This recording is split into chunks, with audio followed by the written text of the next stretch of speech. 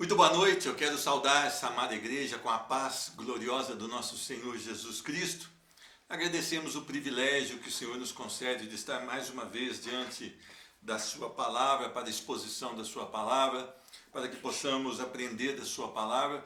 E nós necessitamos da ação do Espírito Santo sobre as nossas vidas essa noite. Como sempre, a dependência total, exclusiva do Espírito Santo de Deus, para que a palavra venha aos nossos corações e possa provocar as mudanças que o Senhor requer.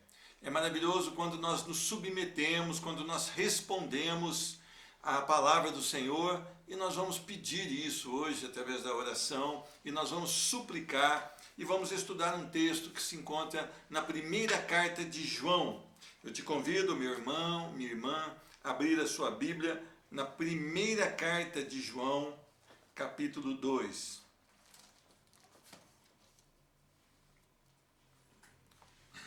Primeira carta de João, capítulo 2, versículos 1 a 6. Filhinhos meus, estas coisas vos escrevo para que não pequeis. Se todavia alguém pecar, temos advogado junto ao Pai, Jesus Cristo, o justo. E ele é a propiciação pelos nossos pecados, e não somente pelos nossos próprios, mas ainda pelos do mundo inteiro. Ora, sabemos que o temos conhecido por isto, se guardamos os seus mandamentos. Aquele que diz, eu conheço, e não guarda os seus mandamentos, é mentiroso, e nele não está a verdade.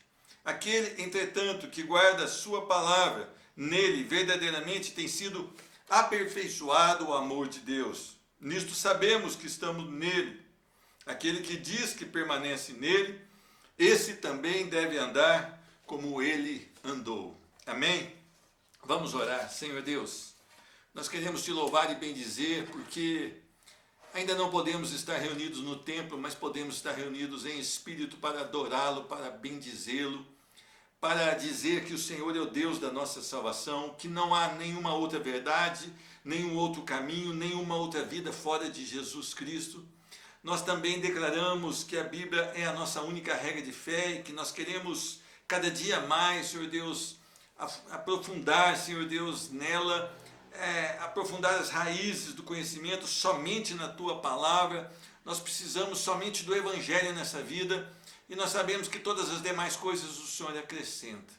Eu quero te louvar e te bendizer, porque o Senhor tem sido extremamente generoso para conosco. Nós estamos passando por tempos difíceis, a pandemia, que ainda não foi embora, que ainda assola as nações, principalmente agora ela está entrando pelo interior de Minas Gerais, mas nós cremos que tudo está debaixo do teu controle, que não há nada que aconteça sem a tua permissão, e que todas as coisas cooperam para o bem daqueles que amam o Senhor, daqueles que vivem para a glória do Senhor. Então, Senhor Deus, a nossa oração tem sido para que o Senhor nos liberte, nos livre dessa pandemia, mas se o Senhor resolver que não será ainda agora, nós queremos exaltar o teu santo nome, nós queremos declarar que tu continuas sendo nosso Deus, e que o Senhor sabe todas as coisas e nós não sabemos e não podemos enxergar nada, Senhor Deus. Senhor Deus, vem sobre as nossas vidas, trazendo perdão de pecados essa noite, trazendo consolo aos corações que talvez estão apreensivos, alguns perderam o trabalho, outros perderam a condição de rendimento, outros estão preocupados porque ainda não abriu para ele prosseguir nas suas atividades. Mas nós sabemos, Senhor Deus, que nada, Senhor Deus, falta para aquele que te ama verdadeiramente, para aquele que vive para louvor da tua glória.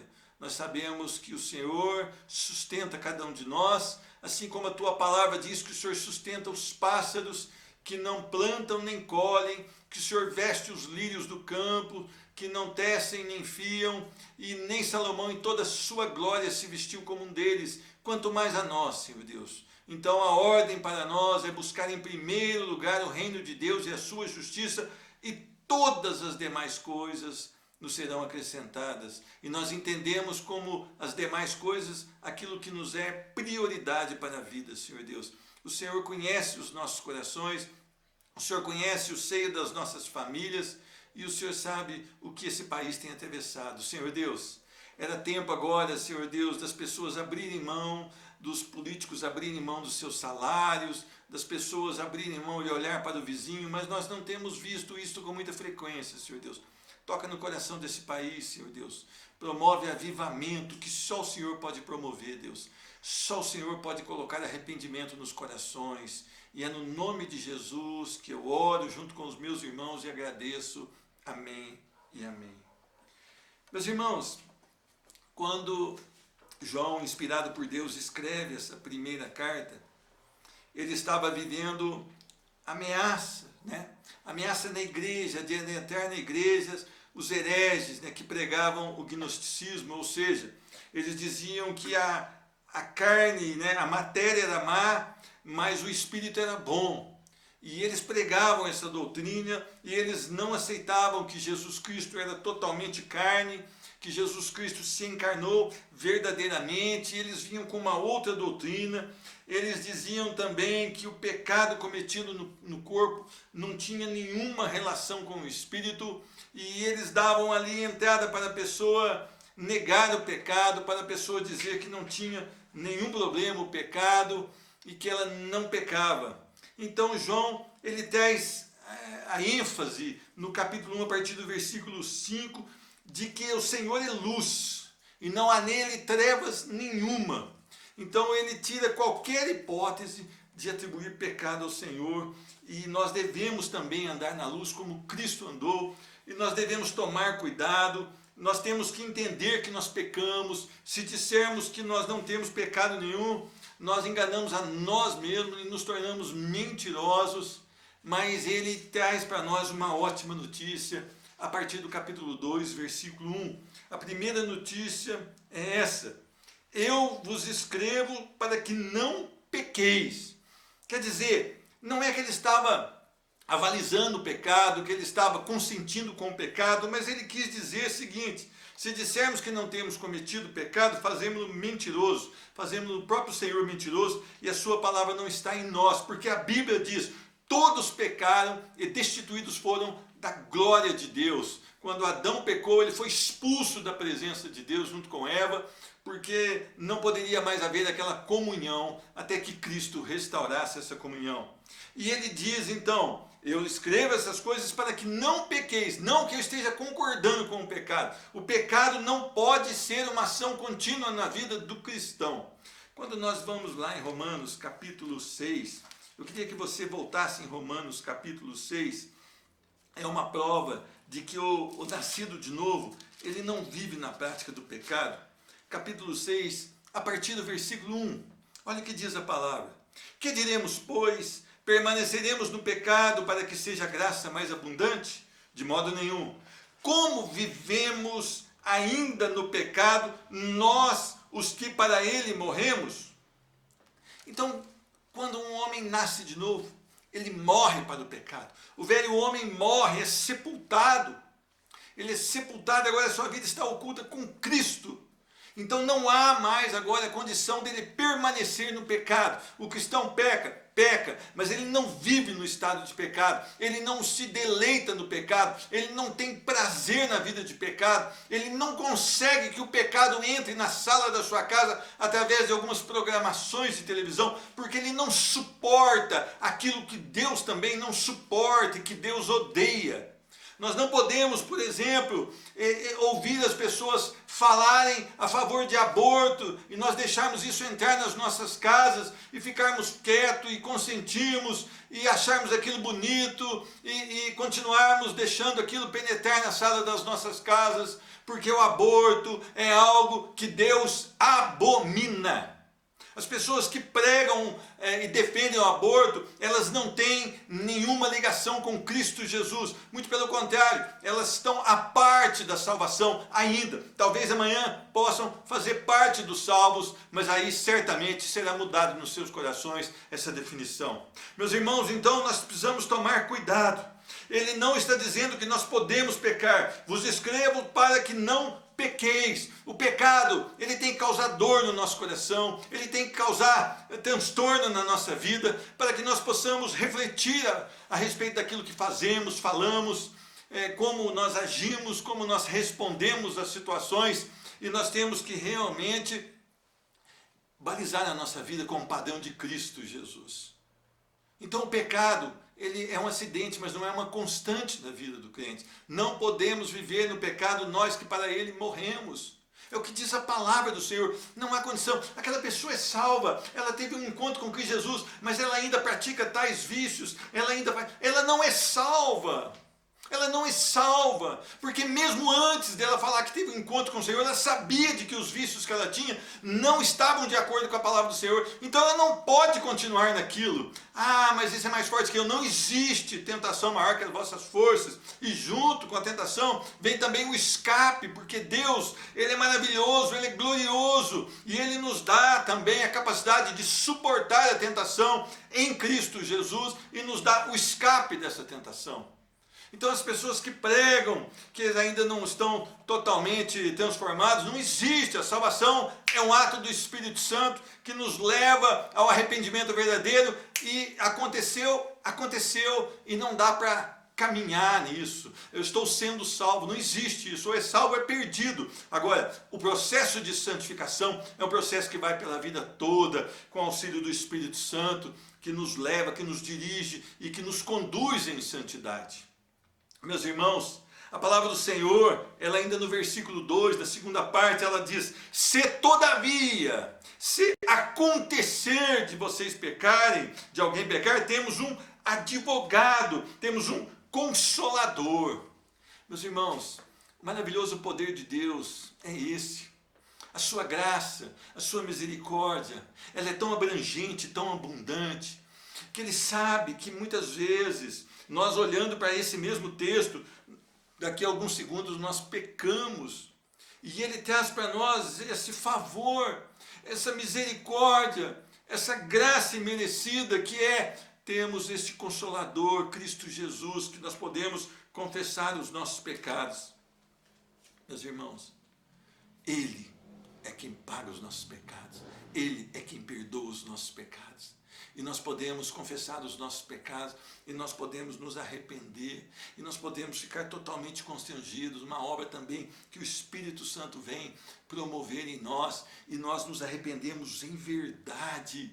E traz o choro, mas é um choro que não produz morte, mas que produz salvação, porque é o choro, porque nós pecamos, mas é um choro também da alegria, que o Espírito Santo nos traz a sensatez, que o Espírito Santo nos traz a evidência de onde pecamos, como pecamos, e que devemos abandonar esse pecado. É maravilhoso o poder de Deus atuando na vida de um homem, de uma mulher. As pessoas muitas vezes elas querem passar a mão por cima do pecado, acariciar o pecado, colocar como aquela pessoa que não tem muita higiene, ela ergue o tapete e varre a sujeira para debaixo do tapete. Não é assim que o Espírito Santo faz. O Espírito Santo traz a luz onde pecamos, traz a luz como está o nosso coração, traz a luz onde nós devemos melhorar ali, fechar as brechas da nossa vida, e ao pranto pelo pecado.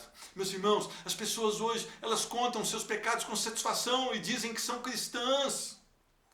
Nós não podemos ter nenhuma satisfação no pecado, nós não podemos ter nenhuma alegria no pecado. Nós precisamos de arrependimento pelos pecados, nós precisamos de constrangimento pelo pecado, nós precisamos que esse amor do Senhor seja tão intenso na nossa vida, onde nós vamos chorar e não concordar com o nosso próprio pecado. E assim haverá o arrependimento para a salvação, diz a palavra do Senhor. Que maravilhosa é a atuação do Senhor nas nossas vidas, aquele que nos salva, aquele que nos compra, é aquele que nos conduz, é aquele que diz para nós: olha, vocês não devem pecar, mas se vocês pecarem, tem advogado. Os nossos pecados, eles foram pagos na cruz do Calvário. Olha o que diz a palavra do Senhor: Ele é a propiciação pelos nossos pecados. Ele trouxe a satisfação, ou seja, o apaziguamento. Deus estava irado com os nossos pecados, mas quando Deus derrama a sua ira sobre Cristo Jesus, então agora o sacrifício de Jesus satisfaz a Deus, a propiciação Cristo indo em nosso favor, Cristo morrendo a nossa morte, porque nós não poderíamos pagar os nossos pecados, mas o Cristo, o justo, o único justo, então, vai à cruz do Calvário e morre em meu favor. Por que eu digo em meu favor? Porque eu tive a salvação em Cristo Jesus. Então você que teve a salvação, em seu favor também, em todos aqueles que ainda crerão até no último dia, até no dia da volta do Senhor Jesus Cristo. Que maravilhoso! Ele sabia que nós não poderíamos pagar os nossos pecados, ele sabia que se ele não fosse a cruz, nós continuaríamos condenados, apartados de Deus. Quando morrêssemos, iríamos para o inferno e ali receberíamos durante a eternidade a ira de Deus sobre as nossas vidas. Então ele vai em nosso favor, ele sobe a cruz e ele recebe toda a ira do Senhor e ele satisfaz a justiça de Deus através da sua morte. O sacrifício de Cristo satisfaz a exigência de Deus para perdoar os nossos pecados e mais, cancelar a nossa dívida, quando ele crava na cruz do Calvário o nosso escrito de dívida. Eu não sei o que as pessoas querem mais que isso. Se essa grandeza do amor de Deus, se essa grandeza de Cristo ser a propiciação por nós, se essa grandeza de Cristo ser o justificador, que ele satisfaz as exigências de Deus e nos perdoa e cancela os nossos pecados. Eu não sei o que as pessoas querem em um culto. Elas querem isso, querem que aconteça isso, querem que as pessoas pulem, querem que haja revelações, mas não querem a revelação de que Jesus Cristo é o Senhor, de que Jesus Cristo é a verdade, é o caminho e a vida, de que Jesus Cristo é o único que pode perdoar pecados, de que Jesus Cristo é aquele que cancelou as nossas dívidas quando ele foi à cruz do Calvário, quando ele morreu. O que as pessoas querem mais? Não tem mais. Esse é o melhor que nós podemos chegar a alcançar. Salvação. Se nós vivemos aqui 80 anos, como diz a palavra, e morrermos sem a salvação, nós estaremos no inferno. Mas se nós vivermos aqui 10 anos, ou 1 ano após a nossa conversão e morremos, nós teremos a eternidade com Cristo Jesus, porque Ele satisfez as exigências de Deus. Não sou eu sou bonzinho, eu não brigo com a minha esposa, eu cuido bem dos meus filhos, eu sou um bom marido, eu sou um bom pai, eu sou um bom funcionário, então eu sou salvo. Não, você não é salvo dessa maneira, você não é salvo pelas suas obras, você não tem condição nenhuma de conseguir a sua salvação, mas Cristo pode conseguir para você. Que você precisa de arrependimento e de colocar toda a sua confiança e esperança em Cristo Jesus e no seu sacrifício na cruz do Calvário. É isso que diz a palavra, e Ele é a propiciação pelos nossos pecados, e não somente pelos nossos, mas ainda pelos do mundo inteiro. Todos aqueles que estão esparramados no mundo, que crerem no Senhor Jesus, serão salvos. Quando ele quis dizer assim, não é para todo mundo, a salvação não é para todo mundo, a salvação é por muitos. Muitos quantos? Eu diria muitos em todos os lugares e de todas as gerações. Então, se nós ajuntarmos, serão muitos, mas por tantas pessoas que viveram, serão poucos o que entrarão pela porta e o que serão guiados pelo caminho estreito. Meus irmãos, versículo agora 3. Ora, sabemos que o temos conhecido por isto, se guardarmos os seus mandamentos. Meus irmãos, uma vez uma pessoa chegou para mim. Eu estava começando o ministério há uns 13 anos atrás, lá no Jardim Kennedy, eu não a conhecia. E ela chegou depois de uma escola bíblica e chorou. Eu falei, por que você chora? A senhora me disse, é porque a igreja não quis me dar a carteirinha de missionário. Eu falei, você não pode chorar por isso. Ela falou, isso está me trazendo um grande mal. Jesus já deu uma carteirinha de missionários para nós. Lá em Mateus capítulo 28, né? 26 ou 28, vamos ver aqui. Quando ele diz, olha, ide por todo o mundo e pregai o evangelho a toda criatura, 28 mesmo. 28, 18, aproximando-se de Jesus, falou-lhes, dizendo, toda autoridade me foi dada no céu e na terra. Ide, portanto, fazei discípulos de todas as nações, batizando em nome do Pai, do Filho e do Espírito Santo, ensinando-os a guardar todos os meus mandamentos, ou seja, todas as coisas que vos tenho ordenado. E olha o consolo, eis que eu estarei com vocês todos os dias até a consumação dos séculos. Então eu não preciso de uma carteirinha da igreja. Eu preciso de salvação. E sendo salvo, estando ali debaixo de uma autoridade que vai me ensinar, que vai andar comigo, como diz o texto, ensinando a palavra do Senhor. Eu preciso agora guardar os mandamentos. Essa é a maior prova de que conhecemos o Senhor, de que temos um relacionamento verdadeiro, legítimo com Ele. É que estamos guardando os seus mandamentos. Meus irmãos, quantas vezes nós temos repetido a mesma coisa nas pregações dessa igreja? Sempre falar, obediência é melhor que o sacrifício, diz a palavra do Senhor. Obedecer é melhor que sacrificar. Então nós precisamos entender isso. As pessoas, elas deixam de comer algumas coisas, acham que estão agradando a Deus, deixam de beber aí as bebidas alcoólicas por um período, acham que estão agradando a Deus, e depois fazem tudo o contrário.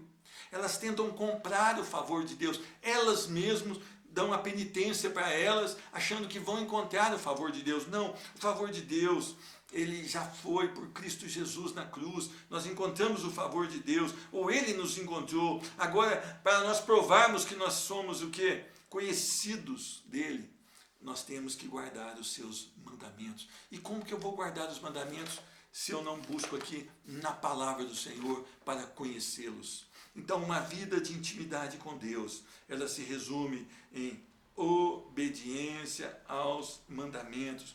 Obediência é a prova de uma legítima comunhão com Cristo Jesus. Não é você bater no peito e dizer que é cristão. Não é você chegar, pegar no microfone e falar, eu sou da igreja. Você precisa ser a igreja sem anunciar, sem tocar trombone. Você precisa dar um bom exemplo através das suas ações. Seria bom que você nem falasse que você é cristão. Seria bom que você nem falasse que você é crente. Você deveria viver como tal, obedecendo a palavra do Senhor. Meus irmãos, aquele que diz ser de Cristo e não obedece é mentiroso. Versículo 4. Aquele que diz, eu conheço e não guarda os seus mandamentos é mentiroso e nele não está a verdade. Meus irmãos, você pode enganar a mim, você pode enganar a pessoa que está discipulando você, você pode enganar ao líder de um departamento da igreja, mas você não pode enganar a Cristo. Se você diz que é cristão, mas não guarda os mandamentos do Senhor, você é um mentiroso e a verdade não está em você. Cristo não habita na sua vida. Você não tem a palavra viva no seu coração. Você a despreza. Esta é uma verdade. Quanto nós temos ensinado as pessoas. Meus irmãos, nós sempre falamos para os jovens, vocês precisam abrir o coração, vocês precisam tirar dúvidas aqui com a gente, porque nós vamos na palavra. Às vezes a gente fala para os jovens, você não deve começar um namoro até que você tenha condição para o casamento. Aí os jovens concordam com a gente. Eles concordam. Mas quando vê, eles estão namorando. Eles estão namorando sem nenhum fundamento bíblico. Eles estão apenas fazendo ali um test drive, porque eles não querem, não têm condição para um compromisso, não têm condição de sustentar uma casa. E o namoro é perigoso, principalmente quando Cristo não está no centro do namoro. Ele pode induzir ao erro, ele pode induzir a marcas profundas, ele pode induzir à perdição. Várias coisas podem acontecer. A palavra diz que não há também nenhuma condição de ter sociedade do justo com o ímpio. Aí a pessoa vem e fala, eu estou namorando, mas ele é crente? Não. Ele é quase crente, ele é um semi-crente. Semi-crente é totalmente perdido. Você está entrando num barco que tem um furo grande e você não vai conseguir tirar água da caneca. Pode Deus fazer um milagre? Pode. Mas a estatística diz que 80% desse tipo de relacionamento dá errado. É como você subisse num avião e quando o avião estivesse para decolar, ele acionasse os motores ali, aí o comandante pega o comunicador e diz, atenção passageiros, este avião tem 80% de chance de cair e 20% de chance de chegar ao seu destino. Isso é namorar ímpio, isso é um namoro pagão, isso é sociedade com ímpio. O que você pensa que está dizendo ser a verdade não é, e você se torna mentiroso, porque você não obedece a palavra ou não guarda a palavra. A palavra também diz que há aperfeiçoamento do amor de Deus na vida daquele obediente. Olha o que diz no versículo 5. Aquele, entretanto, que guarda a sua palavra, nele, verdadeiramente, tem sido aperfeiçoado o amor de Deus. Meus irmãos, nós falamos tanto do amor de Deus. Nós falamos tanto da misericórdia de Deus, do cuidado de Deus, da direção de Deus. Mas nós não queremos Deus em nós. Por quê? A prova é essa. Aquele, entretanto, que guarda a sua palavra, nele verdadeiramente tem sido aperfeiçoado. Aquele que ama a sua palavra, ele não está observando, mas Deus está gerando um caráter diferenciado e o seu amor está tomando posse do coração desse servo autêntico que ama a sua palavra, que tem preocupação com a sua palavra. Muitas vezes eu recebo um WhatsApp de algum irmão, alguma irmã: irmão, eu ouvi falar isso, o que o senhor acha? Eu tenho essa posição, e a gente ali trabalha buscando o texto da palavra, e a gente discute, eu aprendo, eu ensino um pouco, essa pessoa me ensina um pouco, mas eu vejo que há um gozo no seu coração em aprender das coisas de Deus. Mas agora nós vivemos uma geração que ela não guarda a palavra do Senhor, que ela não ama a palavra do Senhor. Por isso o amor de Deus não está sendo aperfeiçoado nessas pessoas, e as suas ações e reações são totalmente distintas daqueles que servem a Deus. Gente, muitas vezes para um pastor que está à frente de uma igreja, se torna cansativo. As pessoas vêm até você e perguntam: o que devo fazer? A gente fala: vamos à palavra. Mãe, para cuidar dos seus filhos, você precisa dizer não aos seus filhos, não pode concordar com o erro dos seus filhos, você tem que pregar a palavra e você tem que dar um bom exemplo. O que acontece? Passa algum tempo, todo mundo concorda. O que eles estão fazendo? Estão protegendo os filhos no pecado. Estão passando a mão no pecado dos filhos e acariciando, como uma criança, uma menina que quando ganha uma boneca no Natal, ela acaricia aquela boneca pelo menos por 24 horas. Não há nada melhor do que ela fazer carinhos naquela boneca. E assim estão os pais hoje que se dizem crentes. Eles tentam esconder, dizer que está tudo bem com os filhos deles, mas na verdade não está. E o pior, não está com eles também, porque eles consentem nos erros dos filhos. Isso não é uma mostra de que está sendo aperfeiçoado o amor de Deus na vida desses pais. E os filhos, então, quando eles chegarem a uma certa idade, eles não vão saber se vale a pena servir a Cristo, porque eles estão confusos, porque os pais, eles têm uma orientação, mas fazem de outra maneira. Os pais falam da palavra de Deus, mas fazem de outra maneira. E os próprios filhos não veem autoridade na vida dos pais. Essa é uma tragédia que eu tenho visto muito no seio da igreja do Senhor hoje. Então, o aperfeiçoamento vem pela obediência, pelo guardar dos mandamentos do Senhor. Olha para você ver, a obediência diz se você é um cristão ou não é. A obediência traz o aperfeiçoamento do amor de Deus na sua vida. A obediência, ela vai enchendo o seu coração das coisas de Deus, e o pecado vai sendo expulso da sua vida. E é maravilhoso quando você se enche do Espírito Santo, você passa a viver cantando salmos, falando com hinos, perdoando, considerando o outro melhor do que você, e há em você reações maravilhosas que só Deus pode proporcionar. Agora, quando você se embriaga com vinho, você parte para a dissolução, ou seja, a devassidão, a podridão, a lascívia. Quando a palavra fala de depravação sexual, é terrível. Meus irmãos, e a palavra do Senhor, ela conclui dizendo: aquele que diz que permanece nele, esse deve andar como ele andou. A verdadeira salvação, ela faz com que nós possamos permanecer em Cristo.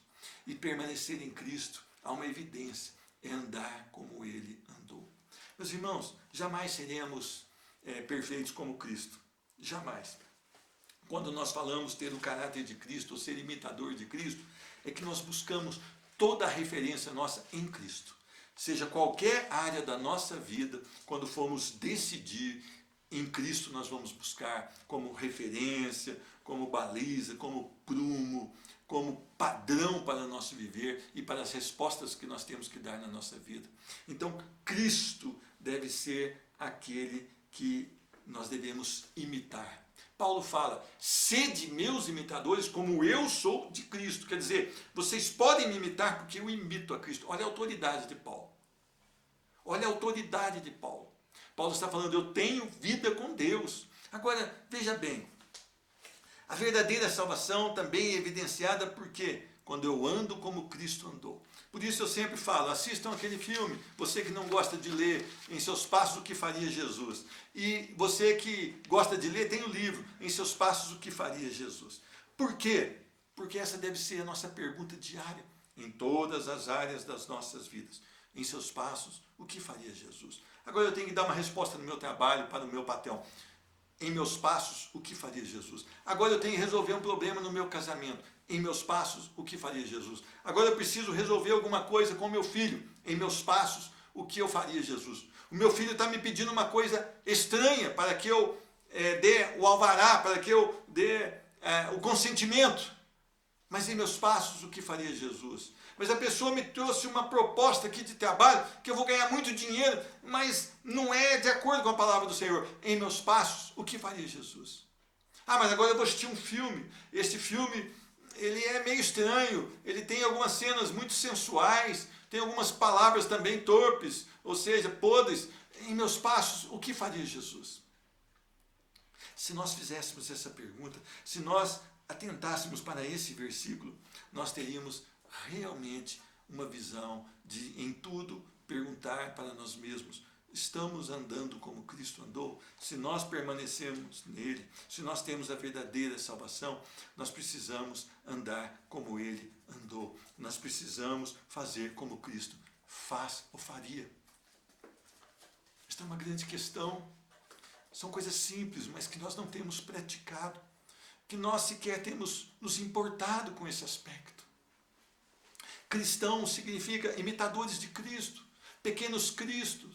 Cristão não era um título bonito, mas era um título pejorativo, era para diminuir as pessoas. Mas para nós é um motivo de gozo, de alegria, ser chamado de cristão. Agora esse negócio de bater no peito e falar que sou cristão, eu acho que isso aí não deve ser para nós. Nós precisamos mostrar a quem servimos. Nós precisamos mostrar no que cremos. Nós precisamos realmente fazer com que as pessoas vejam Cristo através das nossas vidas. Meus irmãos, nós temos aqui o grande ensinamento do Senhor.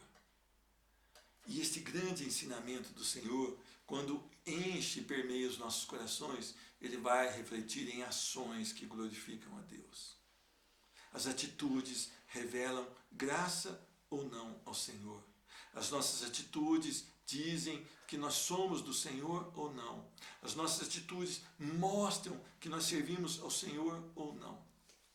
Veja bem, você tem um campo missionário, o primeiro é sua família, depois você tem no seu trabalho ou na sua escola, depois você tem no lugar que você faz o seu lazer, a sua caminhada, o seu exercício, você tem no lugar que você vai visitar aí nas férias, talvez os seus parentes que ainda não conhecem a Jesus, mesmo os que conhecem, você tem imitado a Cristo Jesus, você tem andado como Cristo andou, você tem se preocupado em obedecer, em não pecar contra Deus, mesmo sabendo que você tem um advogado e que esse advogado, ele é a propiciação pelos seus pecados, ele satisfaz a Deus, a justiça dele realmente foi aceita pelo Senhor, e você tem essa garantia, mas mesmo assim, você se preocupa em não pecar? O quanto isso tem sido verdade na sua vida? Eu quero dizer a você, nós precisamos ser igreja, e começar dentro dos nossos lares, e sair para o portão da nossa casa, como um homem e uma mulher que amam a palavra do Senhor e a obedecem, e guardam no coração os mandamentos do Senhor para não pecar contra Ele. Essa é a igreja do Senhor. Assim devemos caminhar, assim devemos viver, tudo isso para a glória do Senhor. Ah, meus irmãos, se nós formos ceifados daqui hoje, será que teríamos vivido até esse momento para a glória do Senhor? Será que temos nos empenhado em fazer o nome do Senhor conhecido? Essa é a grande questão. Que Deus possa cuidar da nossa vida, Que Deus possa nos abençoar, direcionar o nosso coração totalmente para Ele. Vamos orar.